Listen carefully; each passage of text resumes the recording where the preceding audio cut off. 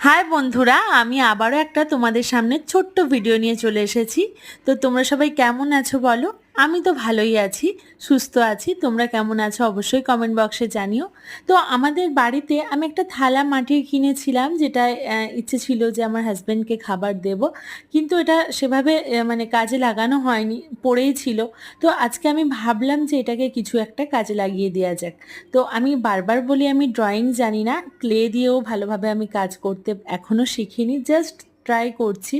মনের ইচ্ছে হচ্ছে, মানে সময়ের একটুখানি টাইম পাস যেটাকে বলো, কাজ করার শেষে যখন একটু সময় পাই, তো টুকটাক একটু এরকম হাতের কাজ করতে ভালো লাগে, বরাবরই তো করেছি। আচ্ছা, তোমরাই বলো যে এটা কেমন করেছি, আর একটা জিনিস তোমরা অবশ্যই বলো যে এটার কি নাম যথাযোগ্য দেয়া যায়। আমার তো মনে হয়, আমার মনে হচ্ছে এটার নাম দেওয়ার দরকার হচ্ছে পদ্ম দিঘির ঘাটে। তো তোমরাই জানাও যে কিরকম নামটা দিয়েছি, আর তোমাদের যদি অন্য কোনো কিছু নাম দেওয়ার ইচ্ছে থাকে তো অবশ্যই আমাকে কমেন্ট বক্সে জানিও।